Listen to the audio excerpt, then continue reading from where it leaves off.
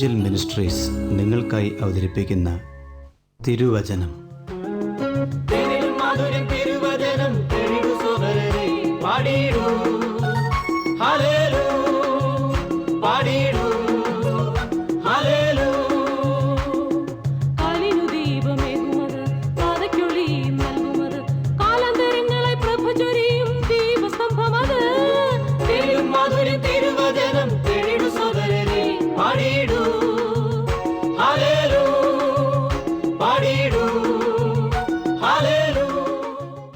ഇന്ന് നമ്മോട് ദൈവവചനത്തിൽ നിന്ന് സംസാരിക്കുന്നത് Suviseshakan James M Thomas Nedumbassery.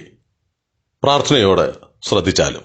കർത്താവിൻ്റെ വിശുദ്ധനാമത്തിന് മഹത്വമുണ്ടാകട്ടെ. ഇവാഞ്ചൽ മിനിസ്ട്രീസ് ക്രമീകരിക്കുന്ന തിരുവചനത്തിലേക്ക് അങ്ങയ്ക്ക് ഹൃദ്യമായ സ്വാഗതം.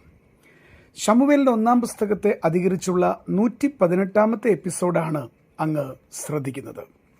നാം ഇന്ന് ദൈവവചനത്തിലേക്ക് നമ്മുടെ ശ്രദ്ധ തിരിക്കുമ്പോൾ 1 ശമൂവേൽ 12-ാം അധ്യായത്തിലൂടെയുള്ള ആത്മീക യാത്രയാണ് നാം തുടരുന്നത്. ഇന്ന് ഞാൻ ഇങ്ങനെ ഓർമ്മപ്പെടുത്തി പറയുവാൻ ആഗ്രഹിക്കുന്നു. 6-ാം വാക്യം മുതൽ 18-ാം വാക്യം വരെയുള്ള തിരുവചന ഭാഗത്തിൽ ദൈവസന്നിധിയിൽ ദൈവപക്ഷത്തു നിന്ന് ജനത്തോടും രാജാവിനോടും സംസാരിക്കുന്ന ശമൂവേൽ പ്രവാചകനെയാണ് നമുക്ക് കാണുവാൻ കഴിയുക. ഉദാഹരണമായിട്ട് 7-ാം വാക്യം ശ്രദ്ധിച്ചാലും നാം ഇങ്ങനെ വായിക്കുന്നു: ആകയാൽ ഇപ്പോൾ ഒത്തുനിൽപ്പീൻ, യഹോവ നിങ്ങൾക്കും നിങ്ങളുടെ പിതാക്കന്മാർക്കും ചെയ്തിട്ടുള്ള സകല നീതികളെയും കുറിച്ച് ഞാൻ യഹോവയുടെ മുൻപാകെ നിങ്ങളോട് വ്യവഹരിക്കും.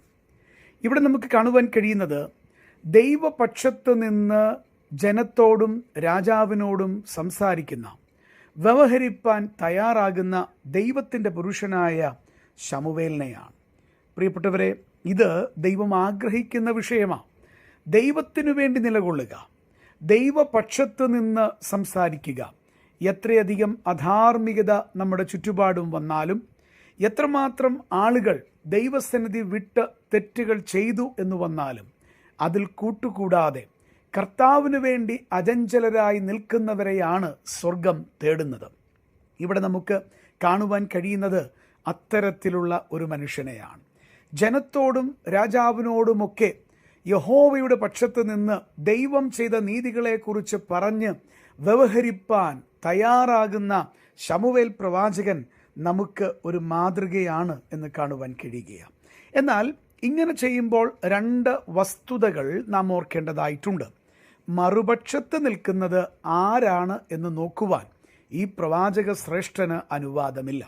വളരെ വ്യക്തമാണ് ആരൊക്കെയാണ് മറുഭാഗത്ത്, അല്ലെങ്കിൽ ദൈവപക്ഷത്ത് നിന്ന് ശമൂവേൽ പ്രവാചകൻ സംസാരിക്കുമ്പോൾ അത് കേൾക്കുവാനായി വന്നു നിൽക്കുന്നവർ ആരൊക്കെയാണ് എന്നുള്ളത് ചുരുക്കി പറയുകയാണെങ്കിൽ ഇങ്ങനെ നമുക്ക് കാണുവാൻ കഴിയുന്നുണ്ട്.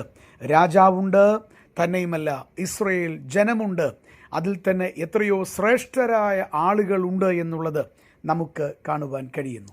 പ്രിയപ്പെട്ടവരെ, നമ്മുടെ മുൻപാകെ ആര് നിൽക്കുന്നു എന്നുള്ളതല്ല, നാം ആരുടെ മുൻപാകെ, ആരുടെ സന്നിധിയിൽ നിന്ന് ശുശ്രൂഷിക്കുന്നു എന്നുള്ളതിലാണ് വിഷയം നിലകൊള്ളുന്നത്.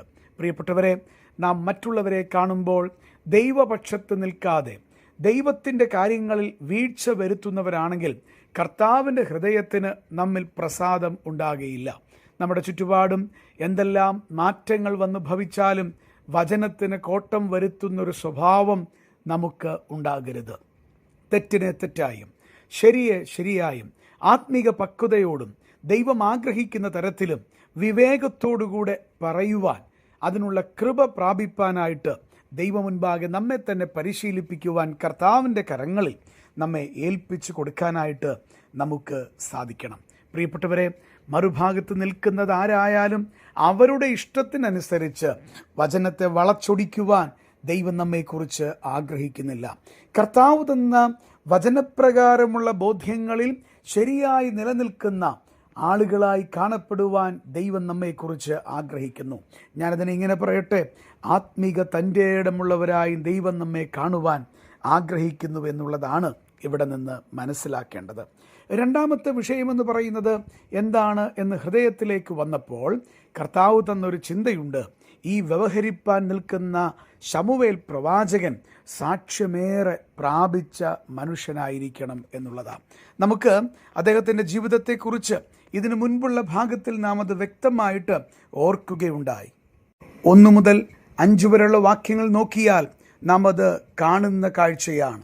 വളരെ വ്യക്തമായിട്ട് 3-ാം വാക്യത്തിൽ അദ്ദേഹം പറയുന്നു, ഞാനിതാ ഇവിടെ നിൽക്കുന്നു എന്ന് പറഞ്ഞിട്ട് തൻ്റെ സാക്ഷ്യത്തെക്കുറിച്ച് അവരോട് വീണ്ടും പ്രസ്താവിക്കുകയും ആ സാക്ഷ്യത്തിന് എന്തെങ്കിലും വിഘ്നം വരുന്ന തരത്തിൽ താൻ പ്രവർത്തിച്ചിട്ടുണ്ടെങ്കിൽ അത് വ്യക്തമാക്കുവാനായിട്ട് ജനത്തോട് ആവശ്യപ്പെടുകയും ചെയ്യുന്ന, സാക്ഷ്യം പ്രാപിക്കുന്ന ഒരു നല്ല സുവിശേഷകനെ, നല്ലൊരു ദൈവപുരുഷനെയാണ് നമുക്കിവിടെ കാണുവാൻ കഴിയുക. ദൈവത്തിൻ്റെ പ്രവാചകനായ, ദൈവത്തിൻ്റെ മനുഷ്യനായ ഈ ശമൂവേലിനെ സംബന്ധിച്ച് ജനമെല്ലാം ഒരുമിച്ച് പറഞ്ഞ സാക്ഷ്യം അവൻ്റെ ജീവിതത്തിന് പിൻബലമാണ്.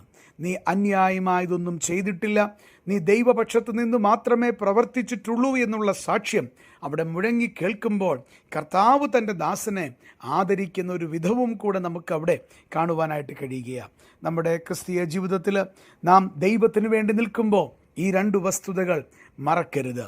ഒന്നാമത്തെ കാര്യം, മറുഭാഗത്ത് ആരായാലും എന്തായാലും കർത്താവിന് വേണ്ടി നീതിയോടെ നിൽപ്പാനായിട്ട് നമുക്ക് സാധിക്കണം.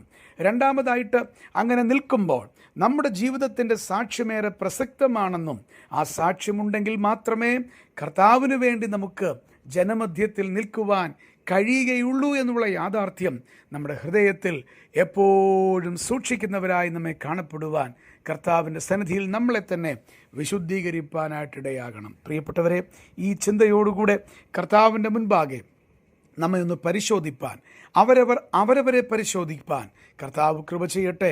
ദൈവനാമത്തിന് മഹത്വമുണ്ടാകട്ടെ. ഈ സന്ദേശം ശ്രദ്ധിച്ച എല്ലാ പ്രിയപ്പെട്ടവർക്കും കർത്തൃനാമത്തിൽ നന്ദി.